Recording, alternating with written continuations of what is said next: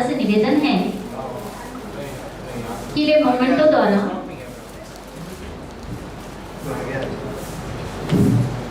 Second last stage में आ गया था, वो कैंसर से वो बच के अभी she is doing excellent, she has written a book also, she is Lisa Ray, उनको मल्टीपल मायलोमा हुआ था, that is Hrithik Roshan family, उनकी सिस्टर है, उनको सर्वाइकल यूट्राइन कैंसर हुआ था। तो ये सब पेशेंट कैंसर के शिकार हुए लेकिन उसमें से बाहर भी आए and they are living normal life. और ये सब हमारे पेशेंट्स हैं जो मैंने यहाँ पे ट्रीट किए हैं and they are also living normal life. At the end of my talk I will introduce one of our cancer warrior जिन्होंने कैंसर के इसमें से गए हैं, और 5-10 मिनट हम उनसे भी बातें सुनेंगे कि उनका एक्सपीरियंस क्या रहा और वो क्या वो मैसेज ज़्यादा इंपॉर्टेंट रहेगा ज़्यादा I am talking about it.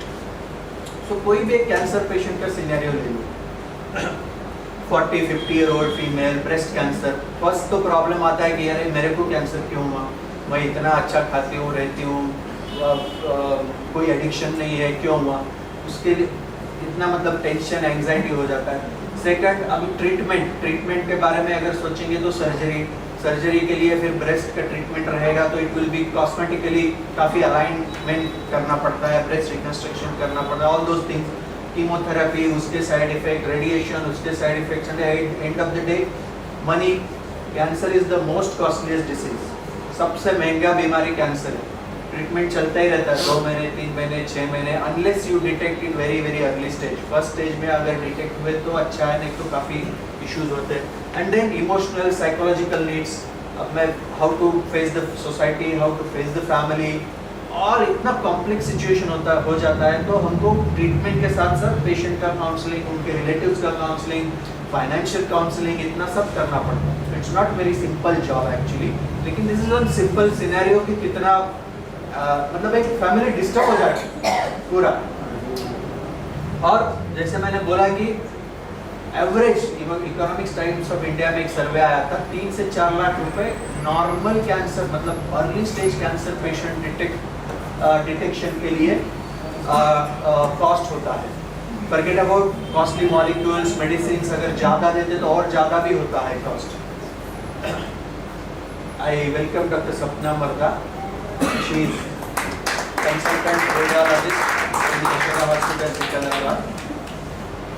और अभी 2020-30 में अभी तक तो हार्ट डिसीज कॉमन है, क्या ज़्यादा से ज़्यादा बीमारी हार्ट डिसीज की वजह से पेशेंट को तकलीफ हो रही है, बट 2020 तक ये graph cancer will overtake with the heart disease, इतने ज़्यादा पेशेंट्स आ रहे हैं। कई सारे रीजंस है, बताते जाऊँगा मैं। जब फीमेल के बारे में जब तक हम बात करते हैं तो ब्रेस्ट कैंसर और uterine cancer 2 most common cancers है, बाकी सब है but this are most common cancers. और क्यों बढ़ रही है? क्योंकि अपनी चेंजिंग लाइफस्टाइल्स, एज, जब हम इंडिपेंडेंट से इंडिपेंडेंट हुए 1947 में, हमारा एवरेज लाइफ एक्सपेक्टेंसी जब भी 36 to 40 ईयर्स था, लेकिन अभी आज 60-70 ईयर्स है। जैसे एज बढ़ता है कैंसर इंसिडेंस बढ़ता है। बाकी हमारा लाइफस्टाइल, खान पान, एडिक्शंस, केमिकल्स एक्सपोजर, ये सब चीज़ें इसमें, फैमिली हिस्ट्री, ये सब चीज़ों की वजह से भी कैंसर बढ़ता है। तो let us simple common man's language में मैं थोड़ा कैंसर क्या है, क्यों होता है, क्या करना है बताऊँगा।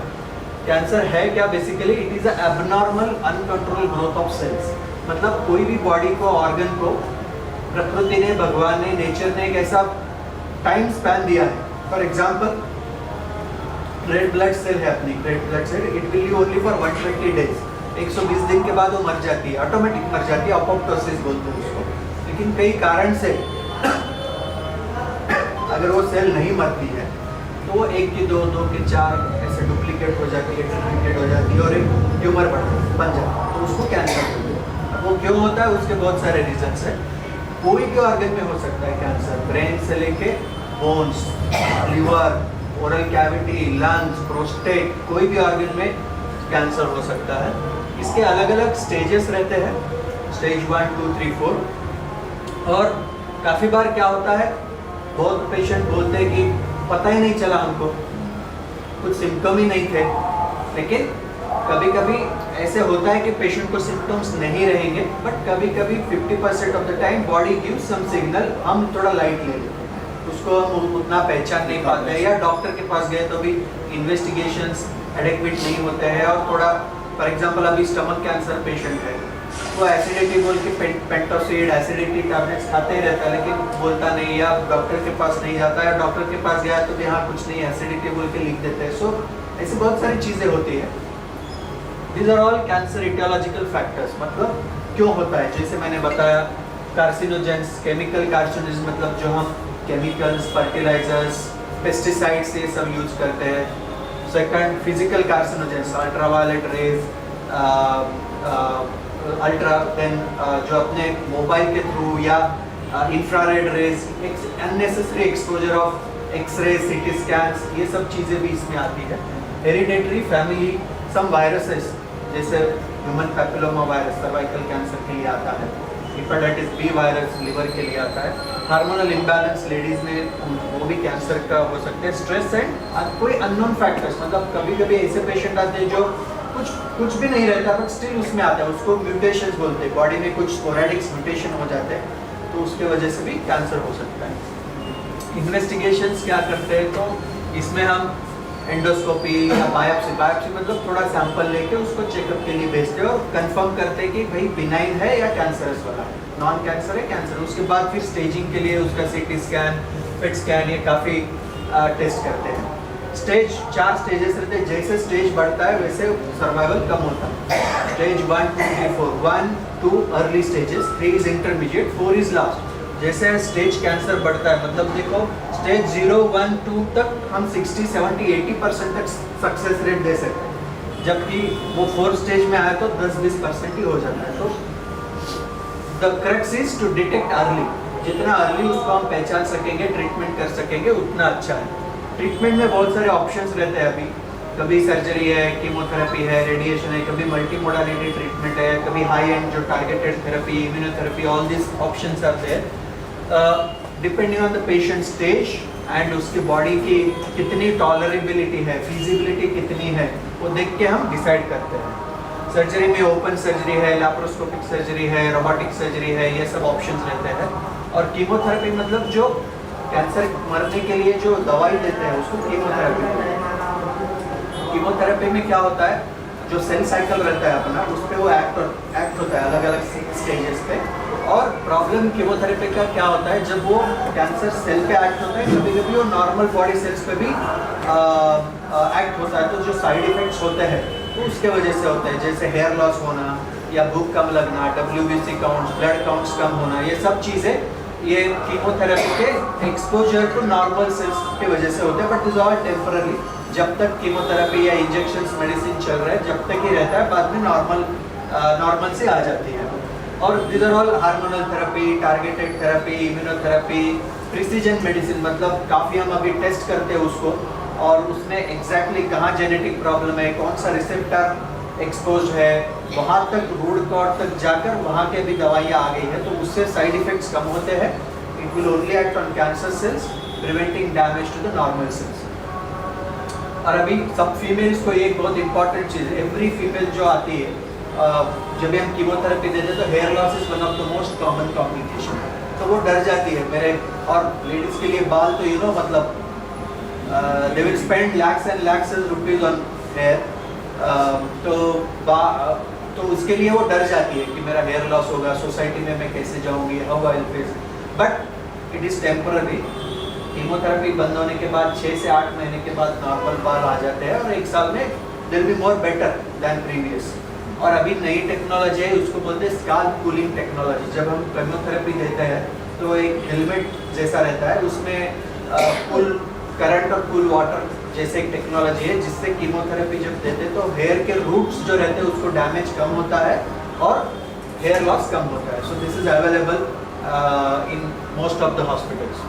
और जब रेडिएशन मतलब क्या है, radiation is one of the other modality to treat cancer, जिसमें हाई एनर्जी एक्सरेज देते हैं, जिससे कैंसर की सेल्स को जो DNA होता है वो मर जाता है, डीनेचुरेट हो जाता है, उसको बोलते हैं रेडिएशन थेरेपी। इसके अलग अलग टाइप्स है, normal radiation therapy, conventional, IMRT, IGRT, अमारलिनेट, जैसे अभी 2G, 3G, 4G जो हमारा मोबाइल स्पेक्ट्रम है, जितना अच्छा लोगे उतना स्पीड ज़्यादा, एक्यूरेसी ज़्यादा, प्रिसीजन ज़्यादा, वैसा ये रहता है।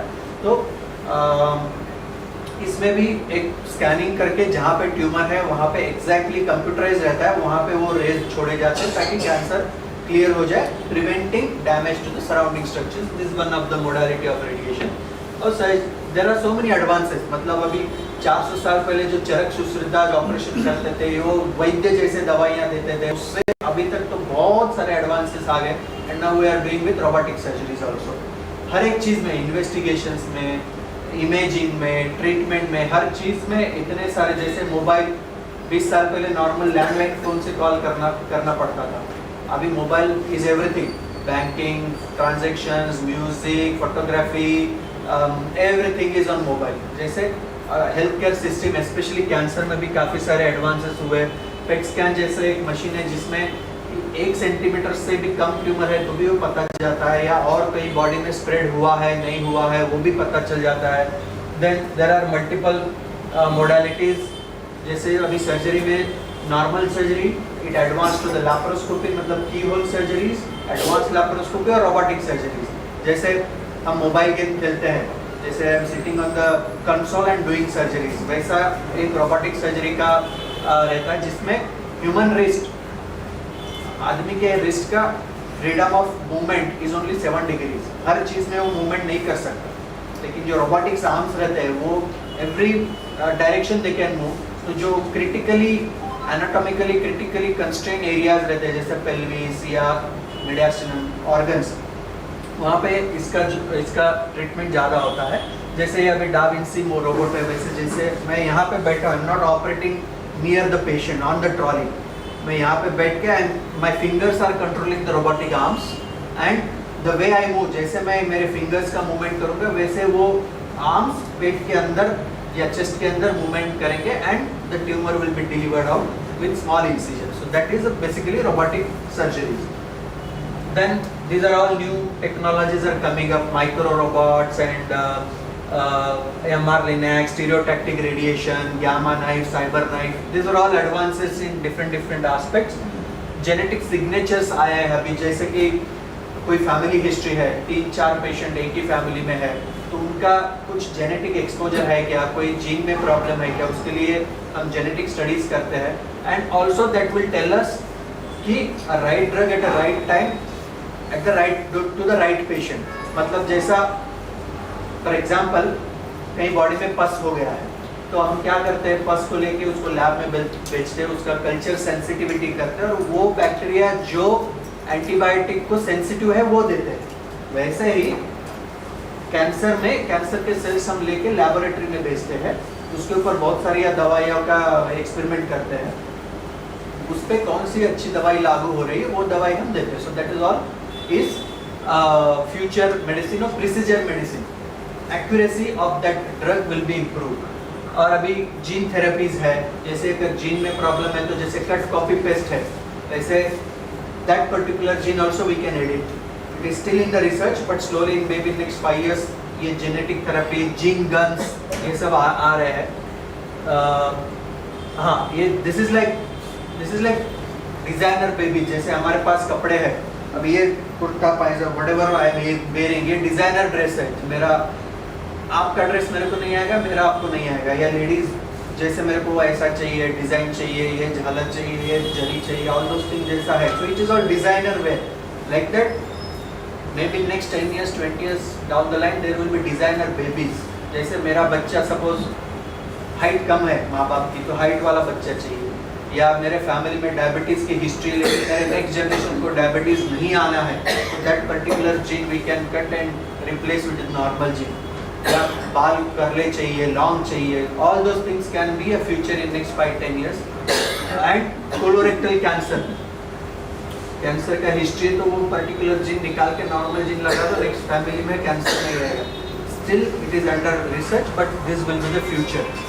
आर्टिफिशियल इंटेलिजेंस, सब लोग अभी chat GPT, generative AI all this, अब सबको बिजनेस में इसमें काम आता है, वैसे हमारे को मेडिकल फील्ड में भी आर्टिफिशियल इंटेलिजेंस काम आता है। जैसे कि अभी बहुत सारा डेटा है कैंसर के ऊपर, इतने सारे स्टडीज़ है, रिसर्च है, लेकिन ये पर्टिकुलर पेशेंट को कौन सा मेडिसिन देना है, वो all this data we feed to the computer computer will tell us कि ये पर्टिकुलर आदमी को इसके considering this family history, his background, everything, these are the 100 options available, उसमें से जो बेस्ट ऑप्शन है वो हमको आर्टिफिशियल इंटेलिजेंस या that computer generated system that can help us. और जैसे मैमोग्राफी करते हैं ब्रेस्ट कैंसर के लिए, 100 मैमोग्राफीज नॉर्मल रहते हैं, लेकिन उसमें से रेडियोलॉजिस्ट को इतना टाइम देने का जरूरत नहीं है नॉर्मल स्कैन को, that can be taken care bye artificial intelligence. खाली जहाँ पे थोड़ा एबनॉर्मलिटी है उतना ही पेशेंट्स को वो रेडियोलॉजिस्ट के पास भेजेंगे। तो this things are coming up in a better way, bigger way. जैसे अपना मोबाइल सिम है, वैसे अभी new SIM cards, health cards will be implanted under the skin, that will give us the information. मतलब भी हमने कोई दवाई दी है, जैसे आप वेरिएबल पहनते हैं ना मोबाइल में, ये हेल्थ ऐप्स आते हैं, आपका पल्स कितना है, बीपी कितना है, फुट स्टेप्स कितने वॉक किया, ऑल दोस थिंग्स। वैसे ही कोई अगर हम दवाई देते हैं, उसका साइड इफेक्ट्स आपको कितना हुआ, शुगर लेवल आपकी कितनी थी, कैसे की, ऑल दोस थिंग्स आप हॉस्पिटल में आने के पहले हमारे सिस्टम में रहेगा, क्योंकि everything will be transferred immediately and will no last 1 महीने में इनका ये प्रॉब्लम था, हमको ये ट्रीटमेंट देना है। So that kind of newer advances are coming up. So that was all general about cancer. लेकिन जैसे सुरेश जी ने और कविता जी ने बताया था कि स्पेसिफिकली लेडीज कैंसर के बारे में, ब्रेस्ट कैंसर और यूट्राइन कैंसर के लिए थोड़ा ज़्यादा इंफॉर्मेशन चाहिए, तो I am just presenting breast cancer. Normal symptoms, breast में लंप रहना, स्पेशली 40-50 साल के बाद गांठ रहना, निपल डिस्चार्ज रहना, red colour specially bloody discharge, या कभी आर्म पिट में, एक्सिला में ग्लैंड थोड़ा सूजन आना, ग्लैंड्स होना, ब्रेस्ट में सूजन आ जाना, हाथ में सूजन आ जाना, ये सब चीज़ें ब्रेस्ट कैंसर रिलेटेड हो सकती है, लेकिन उसको डॉक्टर के पास जाके कंफर्म करना पड़ता है। अगर डिसीज एडवांस है, बीमारी एडवांस है, तो अगर दूसरे ऑर्गन में स्प्रेड हो गई तो फिर बाकी चीज़ें भी, पेट में पानी होना, जॉन्डिस होना, बैकएक होना, बोन्स में स्प्रेड हो गया तो बोन पेन होना, ये चीज़ें भी रहती है। But normally these are all early breast cancer symptoms. और अभी जैसे मैंने बताया कि इतने सारे एडवांसेस है ब्रेस्ट कैंसर में ट्रीटमेंट में। अभी नॉर्मली पहले क्या रहता था, ब्रेस्ट निकालना पड़ता था, लेकिन अभी breast reconstruction, oncoplastic surgery, plastic surgery, implants, ये सब चीज़ें आ गई है। तो जैसे पहले पेशेंट था वैसे ही बाद में रहता है, तो that all the options we can utilize. एक चीज़ प्रिवेंशन के लिए ये है कि ब्रेस्ट सेल्फ एग्जामिनेशन सब लेडीज को अपने अपने घरों में, जब usually around 10-30 of menstrual cycle, breast की जांच करनी है। कुछ लंप हो रहा है, फील हो रहा है, डिस्चार्ज हो रहा है, तो आप इमीडिएटली दिखा देना। और मैमोग्राफी, जैसे हम एक्सरे करते हैं वैसे ब्रेस्ट के एक्सरे का नाम है मैमोग्राफी, सॉफ्ट पार्ट एक्सरे। इसमें हर साल any female who is more than 40 years 45 years हम उनको रिकमेंड करते हैं हर साल एक बार मैमोग्राफी कराना है। तो उसमें कुछ लम्प रहते हैं, ऐसे कुछ लम्प सस्पिशियस लम्प रहते हैं, तो उसका आगे बायोप्सी करो या ट्रीटमेंट करो, वो करना पड़ता है। तो हर is very strongly recommended breast mammography. Coming to gynaecological और other cervical cancer, uterine cancer and ovarian cancer. So uterus, the whole uterus, उसका अंदर का लेयर है, उसको कैंसर आता है एंडोमेट्रियल कैंसर बोलते हैं। जो ओपनिंग रहता है सर्विक्स, उसको सर्वाइकल कैंसर बोलते हैं, और ओवरीज को ओवेरियन कैंसर बोलते हैं। अलग अलग कैंसर के अलग अलग सिम्टम्स रहते हैं। यूट्राइन और सर्वाइकल कैंसर में abnormal bleeding, postcoital bleeding, post menopausal bleeding, मतलब मेंसेस बंद हो गए लेकिन 50-60-70 साल के बाद वापस थोड़ा ब्लीडिंग हुआ, स्पॉटिंग हुआ, ये सब कैंसर के सिम्टम हो सकते हैं। ओवेरियन कैंसर में कभी पेट फूलना, ब्लोटिंग सेंसेशन रहना, कम जाना, ये सब सिम्टम रह सकते हैं। Sir I welcome ji, please doctor Mohan ji sir, Mohan ji Gupta sir please आइए सर आगे।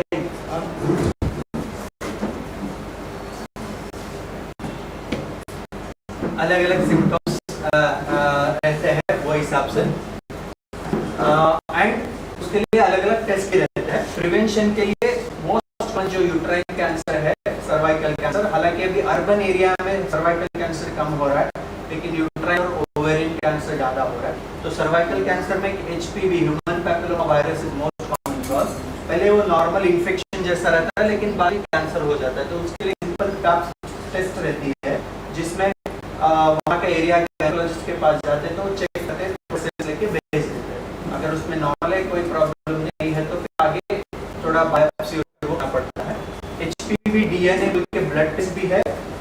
50 साल के बाद DNA टेस्ट जो रहती है वो कर सकते हैं।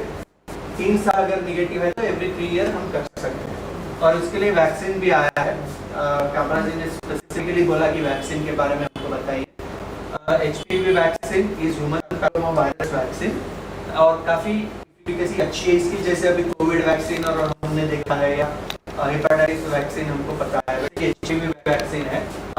मल्टीपल स्ट्रेन्स रहते हैं लेकिन मोस्ट कॉमनली इसके 16, 18, 11 स्ट्रेन्स को हम देते हैं। मोनोवैलेंट, ट्राइवैलेंट, नैनोवैलेंट ऐसे वैक्सीन के टाइप।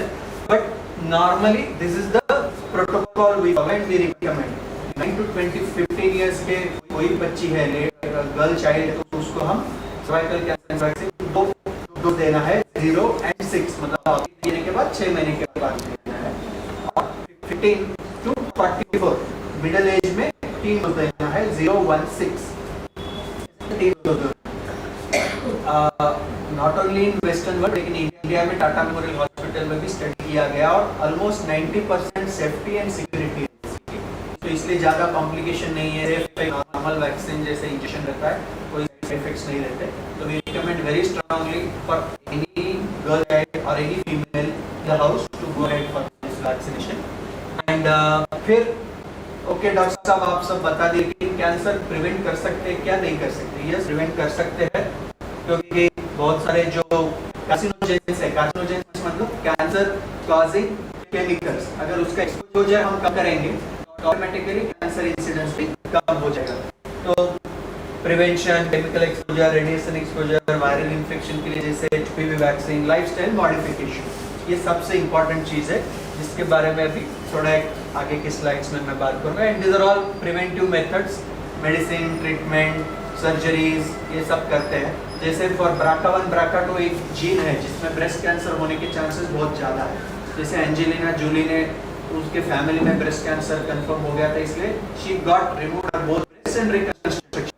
प्रोफिलैक्टिक मास्टेक्टोमी बोलते हैं, प्रोफिलैक्टिक ओवेक्टोमी बोलते हैं। ये चीजें प्रिवेंशन में है। But these are all events cancer signals, धोखे के साइन, धोखा बोल के all कैंसर मतलब मोशन छोटे ओके, लेकिन 3-4 महीने हो गए, 4 महीने हो गए, मोशन डायरिया है, कभी कॉन्स्टिपेशन है, यूरिन में से आप मोशन पानी है, कम नहीं, 4 महीने हो गए, या वेट लॉस हो रहा है मुंह में कहीं पे भी कहीं पे या बढ़ जा रहा चीजें, ये सब चीजें वैसे एज हो गया है, लेडीज में ब्रेस्ट में लंप है या नॉर्मल ब्लीडिंग है, ये सब चीजें कैंसर के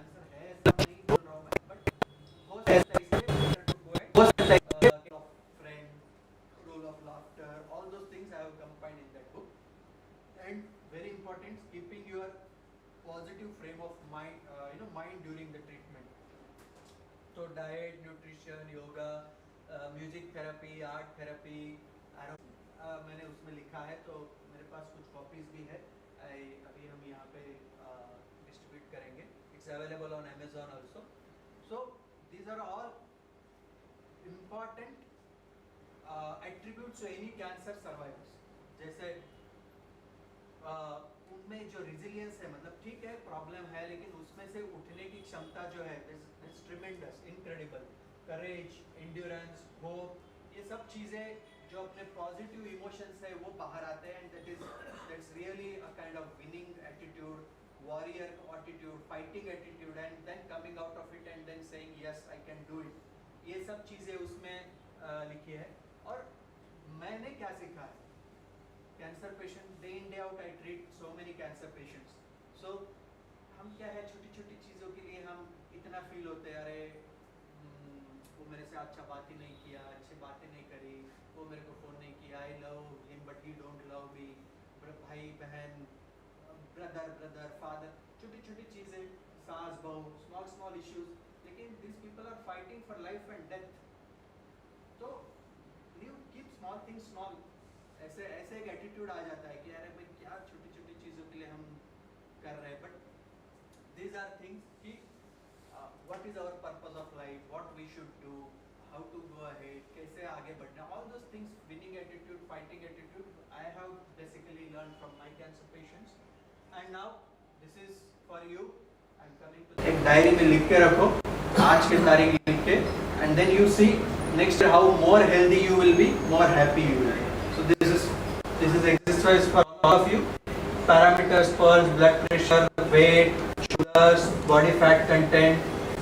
डेली में एक्सरसाइज करूँगा, या कोई टोबैको गुटखा कोई ले रहा है या कोई एडिक्शन है तो वो उसको मैं कम करूँगा या बंद करूँगा, जो भी है. Take your own goal and then you see for it that you consistently work for it. और आज मैं एक नया लॉन्ग फॉर्म दे रहा हूँ आरजीए को. वी ऑल नो कि Rajasthani Graduate Association, but be RGA for your own body. Are respect to your body. कभी कभी बहुत बार हम पीटी मोड में चले जाते हैं या डिफेंसिव मोड में चले जाते हैं, या क्यों ये मेरे साथ ही क्यों हो रहा है. लेकिन सी लोग small headache you are crying, थोड़ा सा सर्दी हो गया, थोड़ा सा खांसी हो गया, थोड़ा बहुत थक गया, आजकल मेरे को थकान आ रही है, नींद ही नहीं आ रही है, और small thing. But respect your own body and always it will be grateful. जैसे मैंने बताया, बहुत अच्छा भगवान ने दिया है आपको, उसको मेंटेन रखना है, उसको प्रति ग्रेटिट्यूड रहना है, ग्रेटफुल रहना है. And very important is act. Correct. Problem is action, execution. सबको सब पता है, लेकिन एक्शन मोड में आना है. सो दैट और बॉडी कुछ सिग्नल्स देती है.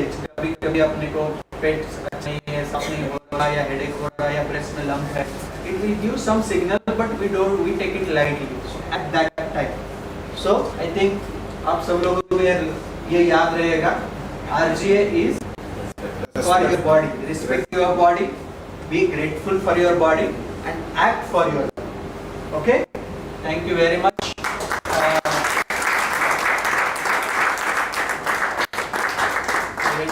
My talk with this beautiful prayer. जो सर्वे सन्तु सुखिनः, सर्वे सन्तु निरामया, सर्वे भद्राणि पश्यन्तु मा कश्चित् दुःखभाग्. ओम शांति शांति. Thank you so much, Dr. Sachin ji.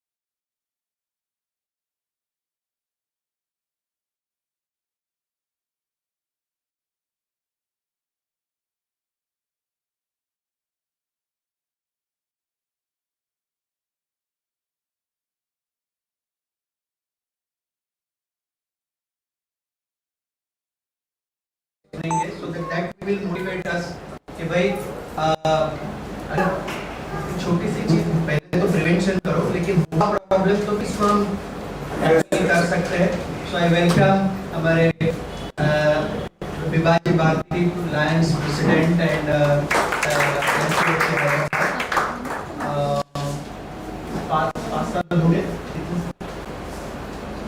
so she is very kind patient of mine and she is one of the most memorable patient.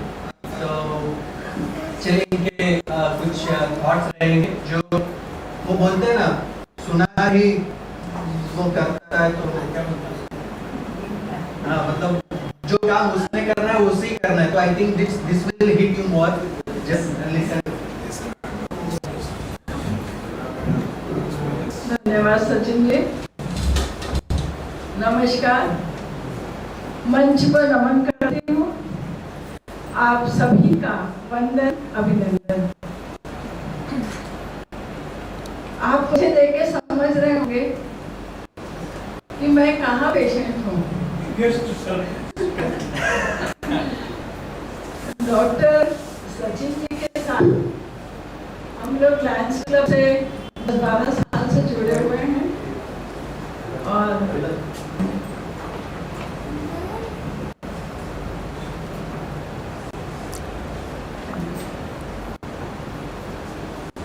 उनका जो व्यक्तित्व और कृतित्व जो उनका मैंने पिछले 10 वर्षों में देखा, और मेरी अति प्रिय उनकी धर्मपत्नी डॉक्टर सपना मर्दा जी को जो देखा, तो दोनों का जो नेचर है, जो संस्कृत का एक श्लोक मुझे याद आता है, विद्वत्वम च नफरत्वम च नैव सर्वत्र पूज्यते।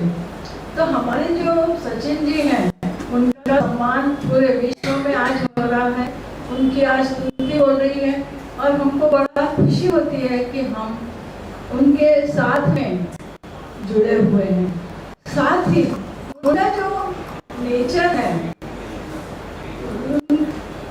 आपके बारे में हाँ मैं बता दूँ।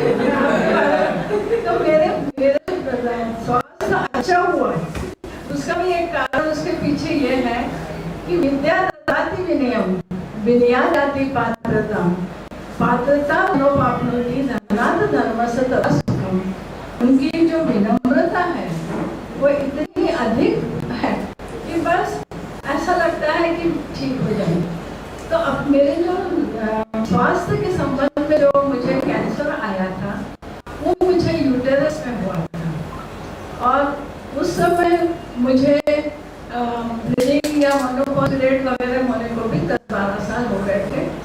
अचानक मुझे थोड़ी थोड़ी ब्लीडिंग शुरू हुई, तो मेरी बहन डॉक्टर रीता शुक्ला जो अम्बा नर्सिंग होम है, उनको मैंने बताया, तो उन्होंने कहीं करेंगे, बायोप्सी में कुछ नहीं आया।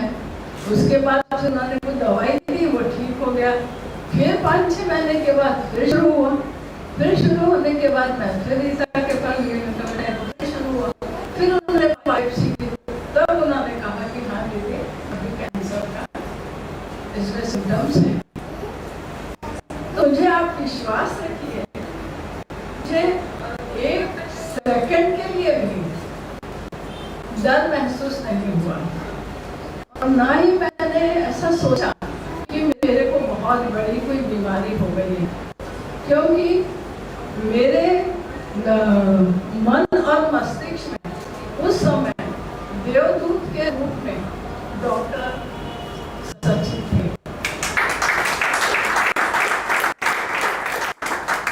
और मेरे घर में सबको लग रहा था, अरे मम्मी को ऐसा हो गया। मैंने कहा कुछ नहीं हो, तुम लोग सब हिम्मत से रहोगे तो मेरी हिम्मत और डबल होगी। मैंने कहा आप लोग ऐसा किसी तरह का नर्वसनेस मुझे नहीं देना। तो मुझे, मैं चूंकि मध्य प्रदेश की हूँ, तो मुझे लोग कहने लगे, अरे ये तो झांसी रानी है। मैंने कहा हाँ होगी, पर अच्छा मतलब हो जाएगा मुझे। और हमने रिपोर्ट लेके डॉक्टर सचिन फोन किया मेरे हस्बैंड ने कि ऐसा ऐसा कुछ नहीं है, आप आ जाइए हॉस्पिटल। और हम गए, और उन्होंने कहा कि बस आप एडमिट हो जाओ। अब हम लोग सब जैनी 35 साल से मैं 5-5:30 बजे खाता था। मतलब कि मैंने खाना नहीं खाया है, तो बोले आंटी उसकी फिक्र मत करो, हम इंजेक्शन में आपको सब दे देंगे। और तुरंत मुझे एडमिट किया, तुरंत मॉर्निंग में मुझे उसी दिन रूम में रख लिए। सवेरे मुझे उन्होंने ऑपरेट किया, और 3 दिन में मुझे वापस घर भेज दिया। और वो दिन और आज का दिन 5 साल हो गए, मैंने एक भी टैबलेट नहीं ली। और मेरा सात्विक जीवन, सात्विक विचार, सात्विक भोजन वर्षों से चले आ रहा है। तो परमेश्वर की कृपा से मैं महिलाओं को यही कहूँगी कि आप लोग कभी भी आपके शरीर में कहीं भी कुछ चेंज होता है, क्योंकि जब मुझे ब्लीडिंग शुरू हुई तो मैंने मेरी बहू को सबसे पहले कहा कि मुझे ऐसा हो रहा है, तो वो बेचारी वो क्या जाने क्या है। फिर मैं जब डॉक्टर से बताया तो फिर दवाई फिर शुरू हुआ, तो फिर उसको चिंता हो गई कि अरे ऐसा क्यों हो रहा है। तो ये हम जब स्टार्टिंग स्टेज थी, चूँकि मेरी ईश्वर की कृपा से वो स्टार्टिंग स्टेज थी, और गठाने अगर बॉडी में हमारी कहीं ब्रेस्ट में होती हैं तो हम लोग उस तरफ से भी अवेयर रहें तो हम लोग बिल्कुल स्वस्थ प्रसन्न रहेंगे। और यही है, मेरे भाइयों से भी यही प्रार्थना है कि जो पत्नी से करे प्यार वो सोप सुपारी सिगरेट आदि से कर दे इनका। एक व्यक्ति ने बीबल का एडवर्टाइजमेंट था, उसका लिखा था दाने दाने में है केसर का दम। एक भले मानस ने लिख दिया दाने दाने में है कैंसर का दम। सिर्फ एक उसने भारत माता के हमारी एक बिंदी लगाई और हमारी भारत माता की ओर से उसने संदेश दिया कि दाने दाने में है कैंसर का दम। तो मेरे भाइयों से भी ये विनती है कि हम लोग महिलाएं तो हैं घोड़ी, पृथ्वी की तरह हम लोग 24 घंटे घूमते रहते हैं, पर क्रेडिट जाता है किसको? सूर्योदय हुआ, सूर्यास्त हुआ, भूमि का कोई, पृथ्वी का कोई मान नहीं है महिलाओं का। वैसे हमारे समाज में है महिलाओं का मान, मैं ये नहीं कहूँगा, फिर भी पृथ्वी 24 घंटे घूमने के बाद जो सूर्योदय हुआ सूर्यास्त हुआ कहते हैं। तो इसके आप सभी से मैं प्रार्थना करती हूँ कि ये जो बीमारी है, ये जो रोग है, उसको हम लोग बहुत अच्छे तरीके से स्वस्थ रह के, और हमारी जो हैबिट्स अपने डॉक्टर साहब ने बताई थी वो करने से, उसको पालन करने से हम लोग बहुत स्वस्थ रहते हैं। और सर्वे भवन्तु सुखिनः, सर्वे सन्तु निरामयाः, सर्वे भद्राणि पश्यन्तु मा कश्चित् दुर्भाग्।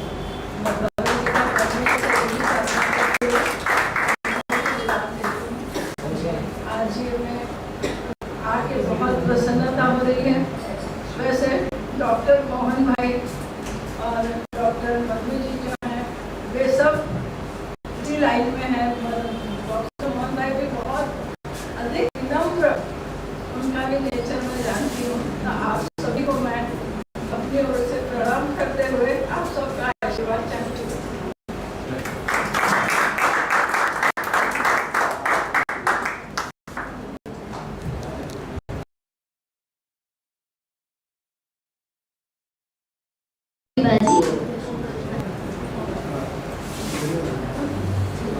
हमारे पास एक और एग्जाम्पल यहाँ पर अलग है, यहाँ पर मौजूद है, जो कि कैंसर से लड़ रही है। 6 साल हो गए ट्रीटमेंट कराकर, और आज फिट एंड फाइन है, श्रीमती रेखा जी अटासनी।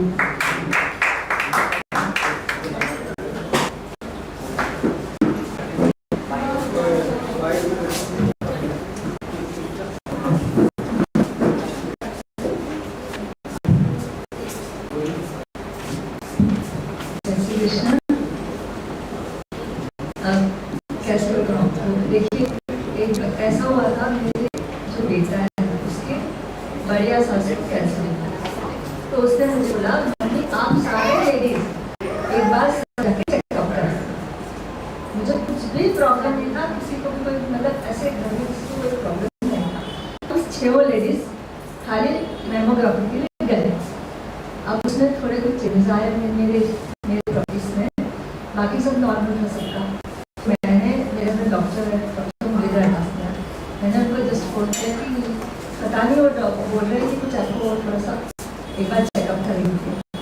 उनको कुछ समझ में आ गया। पहले मैं बताऊँ, डॉक्टर होते हुए कि वो क्लिनिक में थे और जहाँ पे पेशेंट को सुलाते वो वहाँ मतलब बेहोश जैसे उनकी स्थिति हो गई। मतलब इतना उनको पता था कि क्या हो सकता है।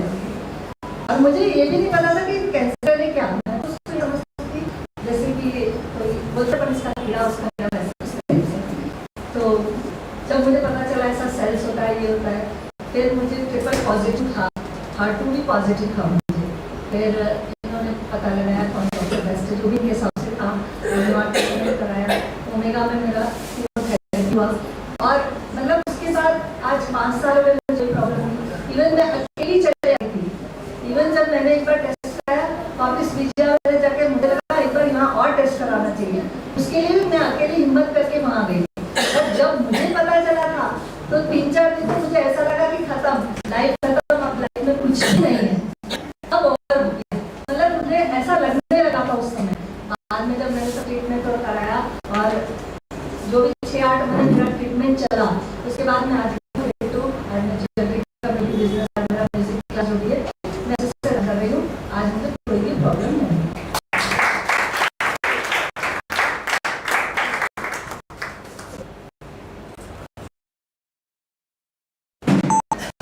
कर लेते हैं उसके बाद कंटिन्यू करते हैं।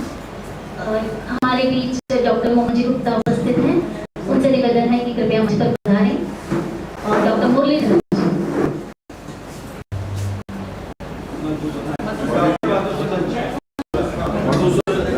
डॉक्टर मधुसूदन जी सॉरी तो आपको एक खास चीज बताइए कि जैसे डॉक्टर साहब ने बताया, डॉक्टर सचिन जी मरदाना ने बताया था कि उनकी पुस्तक जो इंग्लिश में थी आई एम अनस्टॉपेबल, वो ऑलरेडी रिलीज हो चुकी है। आज यहाँ पर हम उनकी जो पुस्तक है हिंदी में आई एम अनस्टॉपेबल का विमोचन करते हैं। ये हमारे राज्य का सौभाग्य है कि पुस्तक का विमोचन यहाँ पर हो रहा है हमारे बीच। डॉक्टर सपना जी मैडम, आपसे भी निवेदन है कि कृपया मुझ पर पधारें।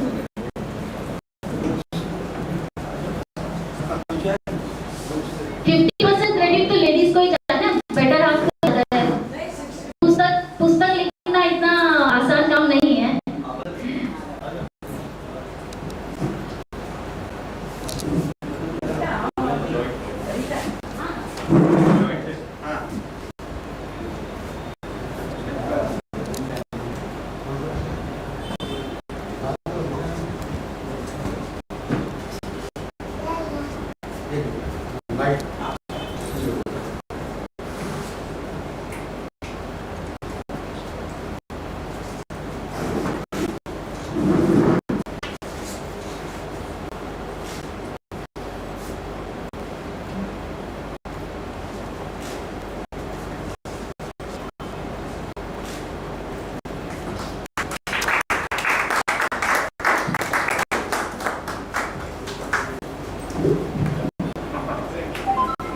किसी को कोई डाउट्स या कुछ पूछना है तो आप बिल्कुल पूछ सकते हैं।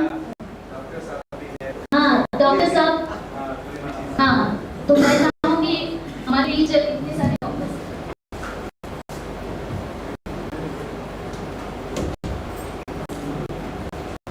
तो वो भी अपने नॉलेज शेयर करें।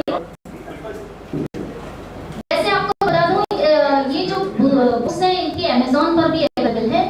वैसे बुक का प्राइस 1700 है, पर आज जिस किसी को भी चाहिए वो यहाँ पर आरजी के लिए खास रेट रखा गया है 1100 रुपीज। किसी को भी चाहिए तो यहाँ पर बुक्स अवेलेबल है, आप ले सकते हैं।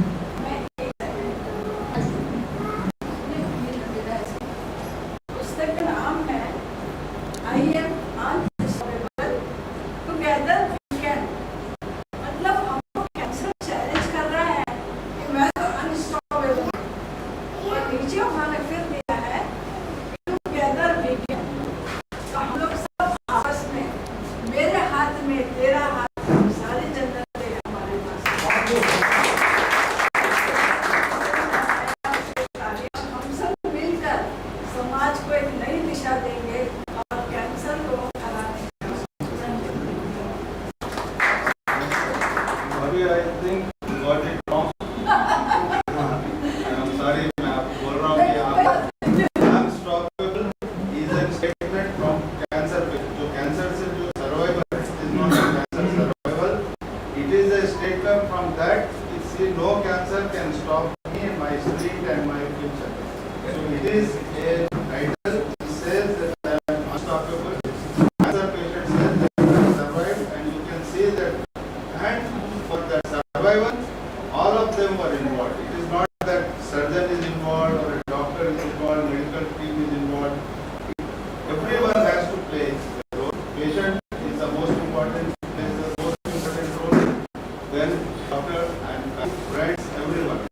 that's why together we it is a simple. हाँ जी, आप सवाल पूछिए। Doctor, you have given a very vivid question. Answer of the cancer. Is there any fungus which cause cancer?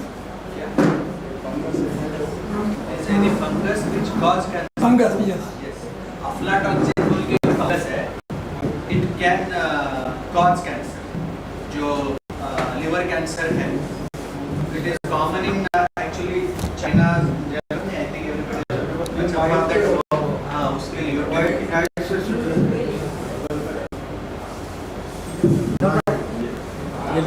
आ रहा है, ठीक है। तो वो खास करके चाइना और म्यांमार और कुवैत, नॉर्थ ईस्ट वहाँ के कंट्रीज में जो अफ्लाटॉक्सिन है वहाँ पे कॉमन है and that can cause liver cancer. लेकिन अदर कॉमन क्रॉनिक डिसीजेस जैसे हेपेटाइटिस है, जैसे सर्विसाइटिस है, ये सब चीज़ें भी not fungus but bacterial infection and viral infection can cause long term अगर एक्सपोजर है उसका बीमारी का cancer. And which part of the What I feel is any constant inflammation or irritation, anything. आप अगर आप एक बैठ के उंगली को ऐसे रगड़ते रहिए, 6 महीने में it will form an ulcer and another symptom of cancer. So any constant irritation, any type of constant irritation or inflammation can cause cancer. It's not just fungus, it is virus, bacteria, injuries, anything which is constant can cause it. It's a simple. which part of the body is mostly affected by cancer? Any part of the body can affect. Yes, oral cavity. Lung or breast cancer or sacral?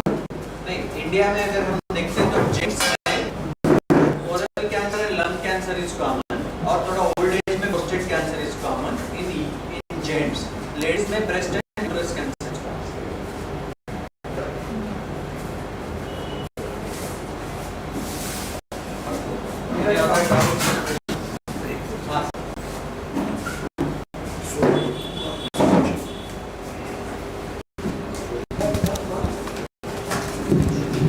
सभी नमस्कार। यहाँ पर 3 doctor जादू से मैं कभी संपर्क नहीं हुआ, लेकिन एज टीचर मैं बोल सकता हूँ कि चेहरे को देखने का वो कैसे मोहन गुप्ता और जी से मेरा बहुत अच्छा परिचय है और मैं ये कहूँगा कि डॉक्टर है, ये डॉक्टर है। आप बोलेंगे कि डॉक्टर नहीं, ये नहीं मालूम।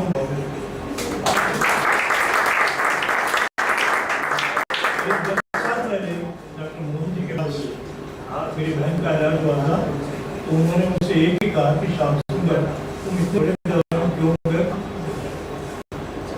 मैं उनके पास गया और जो एक दिन काम निकला आराम से मैं और चूंकि आपने पेशेंट मैं भी पेशेंट के बारे में भगवान के जैसे फिलहाल शायद मैं पेशेंट नहीं हूँ, लेकिन मेरे निकटतम रिश्तेदार को थ्रोट कैंसर हो गया था तो मैंने कहा कि हम डॉक्टर जी से एक बार सलाह मशवरा कर लेते हैं और उनका सलाह मशवरा करने के लिए गए और उन्होंने एक जो अच्छी सलाह मुझे दी, उस सलाह के कारण ही मेरे उन रिश्तेदार का इलाज सफल हो गया और उसके बाद में उनका जो कैंसर का जो प्रॉब्लम था वो भी खत्म हो गया। एंड इस टुडे वर्किंग जैसे पहले काम कर रहे थे ठीक इसी प्रकार से काम कर रहे हैं। इसके पीछे कारण ही है क्योंकि आजकल कॉर्पोरेट जो हॉस्पिटल्स होते हैं उसमें इतने खर्चे होते हैं कि एक मिडिल क्लास का आदमी भी कर सकता, लेकिन दोनों डॉक्टरों ने मुझे रास्ता बोला, इसलिए मैं कहता हूँ कि डॉक्टर नहीं है क्योंकि कहीं भी ये मनी माइंडेड नहीं, एक सच्चे इंसान है। तो उसका विषय कैंसर के लक्षण, तो ये 2 पेज का है, मैंने पढ़ के पेपर लेके आ गया था तो हर एक टाइप का कैंसर का लिखा हुआ है और लक्षण लिखा हुआ है। अब मेरा एक छोटा सा प्रश्न ये था, जैसे इसी प्रकार या ब्लड टेस्ट करा तो मालूम ज्यादा सेंस हो रहा है क्या, तो कैंसर नहीं होने के बाद भी आप उसका इन्वेस्टिगेशन प्री इन्वेस्टिगेशन करा सकती हैं।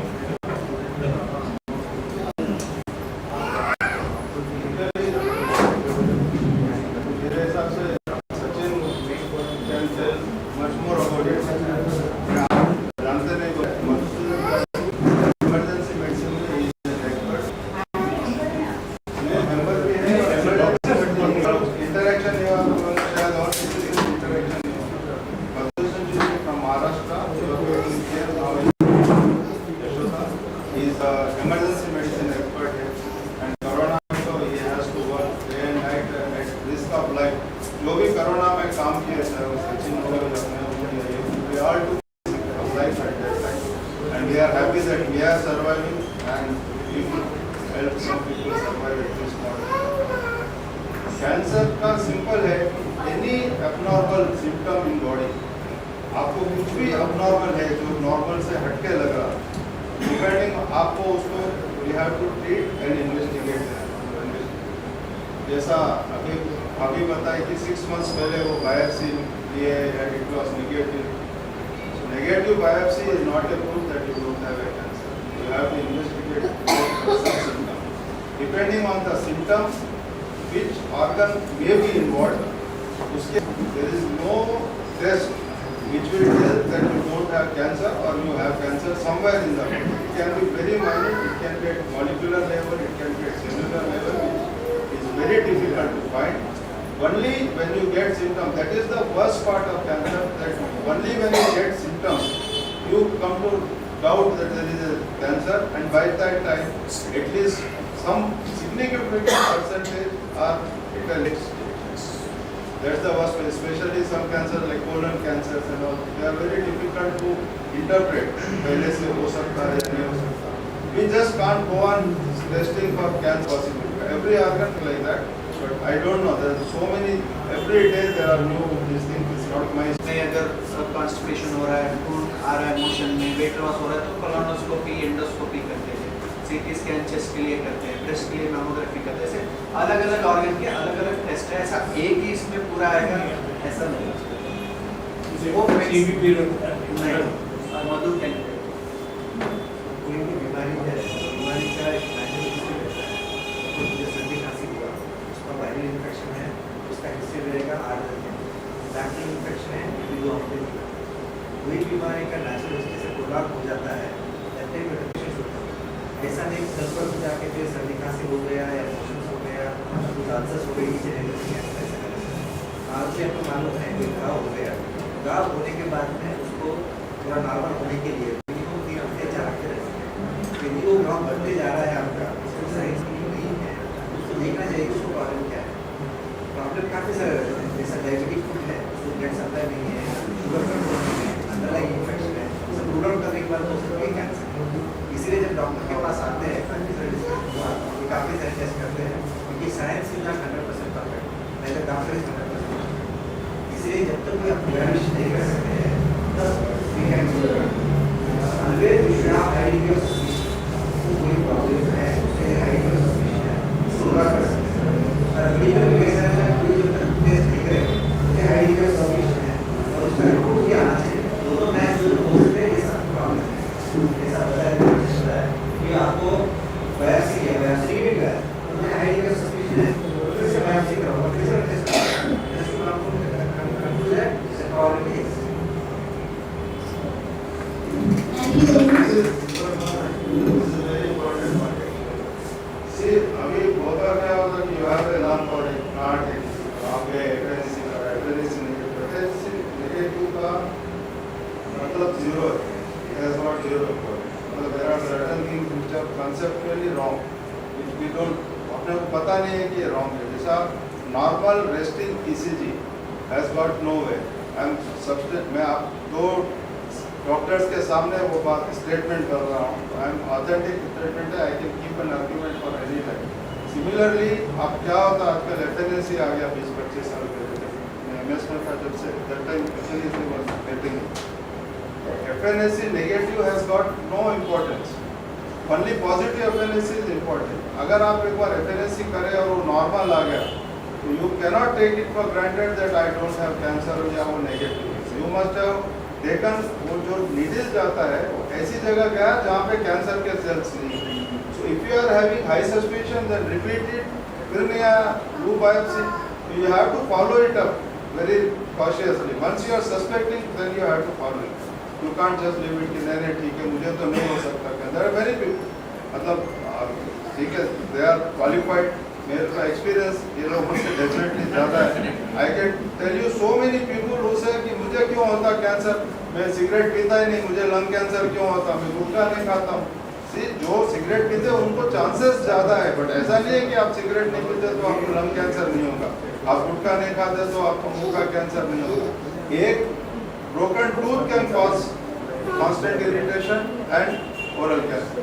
So you have to, once you are suspecting, then you उसके end तक जब तक कंफर्म नहीं है you have to follow it. Thank you so much. और किसी से कोई सवाल? किसी का कोई है सवाल, कोई डाउट? डॉक्टर MNC कंपनी में नाइट शिफ्ट का बहुत है सर, तो स्वास्थ्य के हिसाब से रात में काम करना ठीक है? अपनी बॉडी में जैसे ही नॉर्मल क्लॉक रहता है ना, अपना घड़ी रहता है नॉर्मल, जैसा बॉडी में क्लॉक रहता है उसको बोलते हैं सर्कैडियन रिदम। मतलब सर्कैडियन जो काम के लिए जो हार्मोन्स की जरूरत रहती है वो हार्मोन्स बॉडी में ऑटोमेटिकली वो टाइम पे सीक्रेट होते हैं, सर्कैडियन रिदम। और उसका एक वर्ड रहता है homeostasis, body has to maintain everything inside the system. Of course health के हिसाब से it is not correct, it has to be more natural, जैसे सूर्योदय सूर्यास्त डे नाइट, वो हिसाब से हमको ज़्यादा से ज़्यादा अलाइन करना पड़ता है। बट अभी कोई चीज़ें रहती है जिसमें हम वो हिसाब से नहीं रह सकते। ठीक है, 1 साल 2 साल काम करो, become little senior, then you can adjust your wage, और दूसरा कंपनी चेंज करो जिसमें adjust your wage. So there are various ways to work it out. ऐसा नहीं है कि there is no right or answer or no wrong answer, वो भी करेक्ट है ये भी करेक्ट है, but as per your situation आप जो सूट होता है वो करना बेटर। अभी जैसे हाँ तो अभी अगर आप रात भर काम करोगे तो आपका पूरा शेड्यूल चेंज हो जाएगा, नाइट स्लीप शेड्यूल चेंज हो जाएगा, खाने का शेड्यूल चेंज हो जाएगा, एवरीथिंग विल गेट डिस्टर्ब। तो for some time it is okay, not for साल वैसे ही करते जाएंगे तो डेफिनेटली बॉडी में दर्द। और किसी का कोई प्रश्न? शायद डॉक्टर साहब। नहीं प्रश्न नहीं हो रही अभी, जस्ट बिकॉज हम लोग क्वेश्चन आंसर सब खत्म हो गए, तो I am taking this opportunity to congratulate doctor Sachin Marda for excellent book. I have not friends earlier, so he will also not know that I must have gone through or discussed. It was a surprise for him that but पढ़ा हुआ हूँ मैं, and see I am almost over the year now, so I am very pleased to be with Sachin Marda, Sachin Joshi, who will carry on legacy, and I just expect that they will follow some ethical principles. They will work for society, and they are working. I hope they will continue to work for the society irrespective of materialistic things. And I congratulate both of them. I am very close to both of them. Both of them are like younger brother, and keep meeting. Incidentally, we met 3-4 days back. Both of them met 3 or 4 days back, and I am very pleased to be. And congrats. Thank you.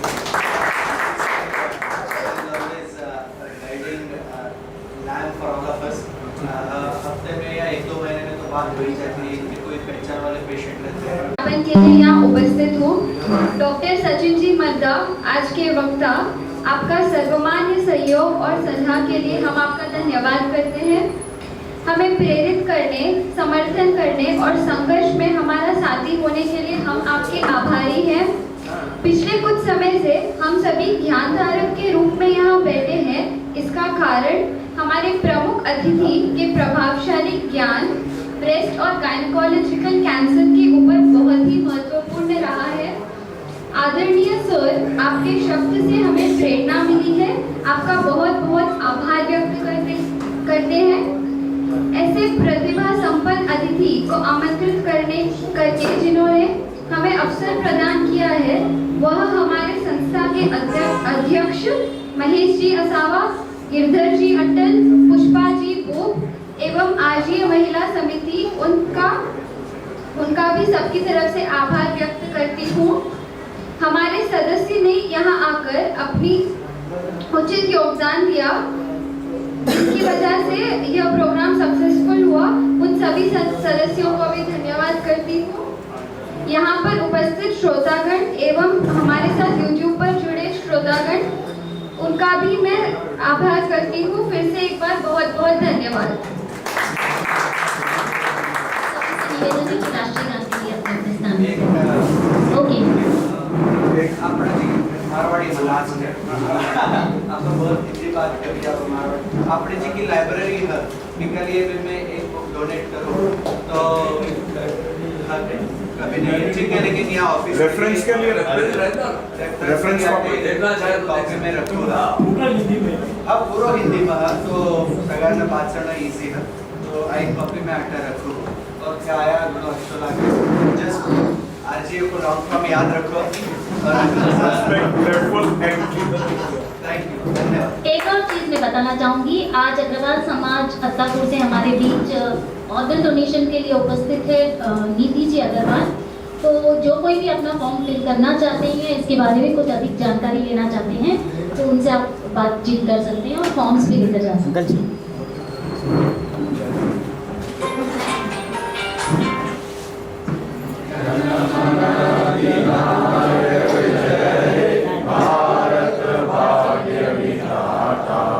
Punjab Sindh Gujarat Maratha Dravida Utkal बंगा विंध्य हिमाचल यमुना गंगा उच्चल सदसि तरंगा। तब शुभ नामे जागे, तब शुभ आशीष मांगे, गाये तब जय गाथा। जन गण मंगलदायक जय हे भारत भाग्य विधाता। जय हे जय हे जय हे जय जय जय जय हे भारत वंदे मातरम।